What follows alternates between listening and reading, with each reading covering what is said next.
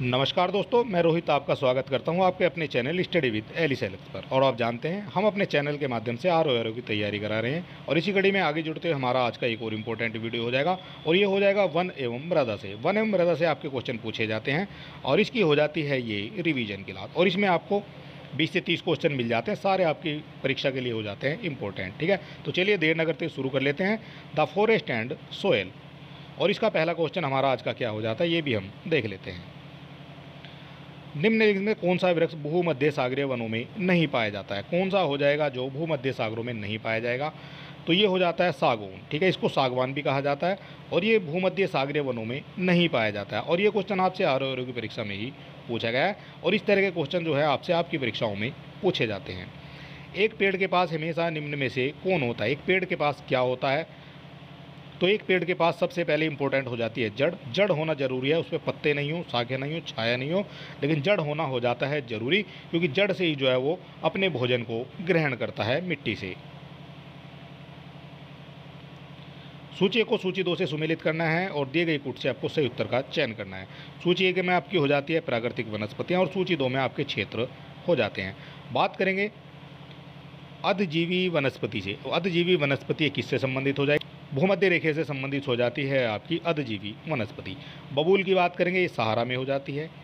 बेओआब की बात करेंगे तो ये आपकी हो जाती है सवाना से संबंधित। और देवदार जो है ये आपका हो जाता है भूमध्य सागरीय क्षेत्र से संबंधित हो जाता है आपका देवदार। इस तरह से आपका करेक्ट हो जाता है। एक आपका 2 हो जाएगा और एक का 2 तो सभी में दिया गया है। इसके बाद आपका हो जाता है बी का हो जाता है 3, बी का 3 दिया गया है आपका 2 ऑप्शन में, सी का 4 हो जाएगा और सी का 4 दिया गया है आपका ऑप्शन नंबर ए में दिया गया है और डी का हो जाता है आपका 1 और यही हो जाता है आपका करेक्ट आंसर। आपसे पूछा गया कौन सा सुमेलित है, तो ये हो जाता है ए। सूची 1 को सूची 2 से सुमेलित करना है और दिए गए कूट से आपको सही उत्तर का चयन करना है। और सुमेलित करने के लिए आपके जो है काफ़ी क्वेश्चन दिए जाते हैं आपकी परीक्षा में। सूची 1 में आपकी वनस्पति के प्रकार हो जाते हैं और सूची 2 में आपके क्षेत्र दिए गए हैं। कौन सा जो है किससे संबंधित हो जाएगा ये भी हम देख लेते हैं। माकवी की बात करेंगे, माकवी किससे संबंधित हो जाता है? तो माकवी संबंधित हो जाता है भूमध्य सागर के तटीय प्रदेश से। ठीक है, ये आपका हो जाता है 2। फिम्बस की बात करेंगे, फिम्बस आपका दक्षिण अफ्रीका से संबंधित हो जाएगा।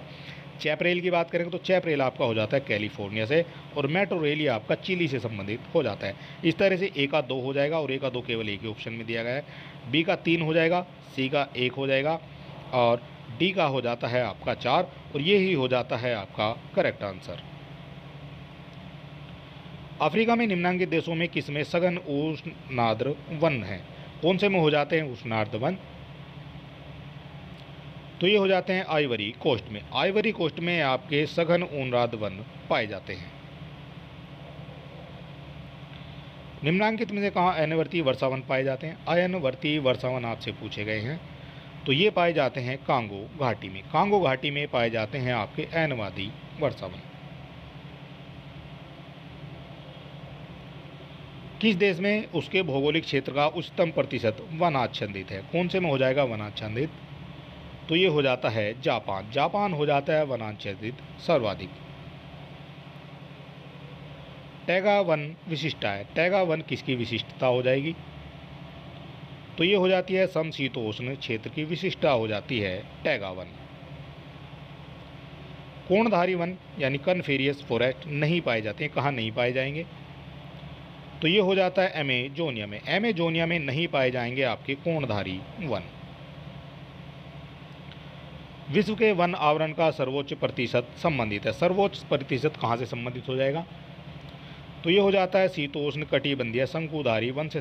निम्नलिखित में किस महाद्वीप में उष्ण कटिबंधीय पर्णपाती वनों का विस्तार अधिक है? पर्णपाती वनों का विस्तार अधिक है, तो ये हो जाता है एशिया में। एशिया में हो जाएगा पर्णपाती वनों का विस्तार अधिक और ये क्वेश्चन भी आपसे आर की परीक्षा में ही पूछा गया है। विश्व में सबसे बड़े घने वन है। सबसे घने वन कहाँ हो जाएंगे? तो ये हो जाते हैं ब्राज़ील में। ब्राज़ील में सबसे ज़्यादा वन पाए जाते हैं। सैलवा वनों की विशेषता है। सैलवा वनों की क्या विशेषता हो जाएगी? तो ये हो जाता है चौड़ी पत्ती वाले सदाबहार वन पाए जाते हैं सैलवा वनों में। और इससे पहले अगर अभी तक आपने हमारे चैनल को सब्सक्राइब नहीं किया तो सब्सक्राइब कर सकते हैं, वीडियो को अपने दोस्तों में भी शेयर कर सकते हैं।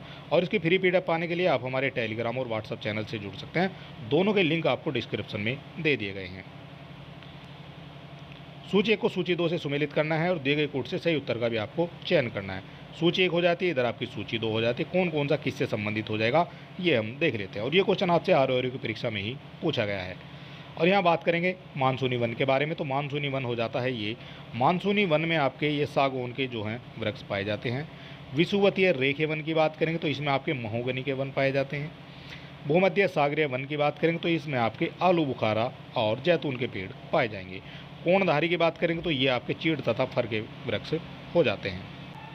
और ए का हो जाता है 3 और ए का 3 दिया गया है आपका ऑप्शन नंबर ए में दिया गया है। बी का 4 हो जाएगा, सी का 1 हो जाएगा और डी का हो जाता है आपका 4 और ये ही हो जाता है आपका करेक्ट आंसर। ठीक है।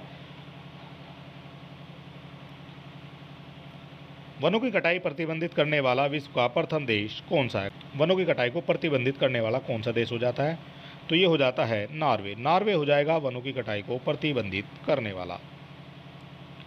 निम्न में से किसकी औसत शुद्ध प्राथमिक उत्पादकता सबसे कम है? सबसे कम हो जाएगी, ये आपको बताना है। तो ये हो जाता है शीतोष्ण कटिबंधीय घास प्रदेश में औसत शुद्ध प्राथमिक उत्पादकता सबसे कम हो जाती है। भूमध्य रेखा के निकट किस तरह के वन पाए जाते हैं? भूमध्य रेखा के निकट किस तरह के वन पाए जाते हैं? तो ये पाए जाते हैं उष्ण कटिबंधीय वन पाए जाएंगे भूमध्य रेखा में। निम्नलिखित में कौन सा एक मृदा का निर्माण निष्क्रिय कारक नहीं है? कौन सा हो जाएगा जो निष्क्रिय कारक नहीं है? तो ये हो जाता है जलवायु। जलवायु एक निष्क्रिय कारक नहीं है मृदा निर्माण का। ये क्वेश्चन आपसे ACF की परीक्षा में पूछा गया है हाल फिलहाल में। निम्नलिखित में कौन सा मृदा क्षरण का कारक नहीं है? मृदा क्षरण का कारक नहीं है, कौन सा हो जाएगा? तो ये हो जाता है मरुस्थलीय। मरुस्थलीय एक जो है मृदा क्षरण का कारक नहीं है। निम्नांकित में से कौन सा मृदा प्रकार टैगा में निर्मित होता है? टैगा में निर्मित हो जाता है, ये कौन सा हो जाएगा? तो ये हो जाता है पहाड़ जाल। पहाड़ जाल हो जाता है टैगा क्षेत्र में निर्मित। शंकुधारी वनों में किस प्रकार की मिट्टी पाई जाती है? शंकुधारी वनों में किस प्रकार की मिट्टी पाई जाती है? तो ये पाई जाती है आपकी पहाड़ जाल। ठीक है, ये आपको याद रखना है। एंटीसोल है, एंटीसोल क्या हो जाता है? तो एंटीसोल हो जाता है ये जलोढ़ मिट्टी हो जाती है एंटीसोल। मृदा क्षरण बड़ी समस्या है। मृदा क्षरण बड़ी समस्या है, तो ये हो जाता है उष्णकटिबंधीय वर्षावन प्रदेशों में बड़ी समस्या हो जाएगी मृदा क्षरण की। और चलिए दोस्तों, आज का हमारा वीडियो समाप्त होता है। और अगर अभी तक आपने हमारे चैनल को सब्सक्राइब नहीं किया तो सब्सक्राइब कर सकते हैं, वीडियो को अपने दोस्तों में भी शेयर कर सकते हैं और हमें मोटिवेट करने के लिए एक लाइक भी आप कर सकते हैं। और इसकी फ्री PDF पाने के लिए आप हमारे टेलीग्राम और व्हाट्सएप चैनल से जुड़ सकते हैं। दोनों के लिंक आपको डिस्क्रिप्शन में दे दिए गए हैं। तो चलिए दोस्तों, मिलते हैं नेक्स्ट वीडियो में, तब तक के लिए नमस्कार।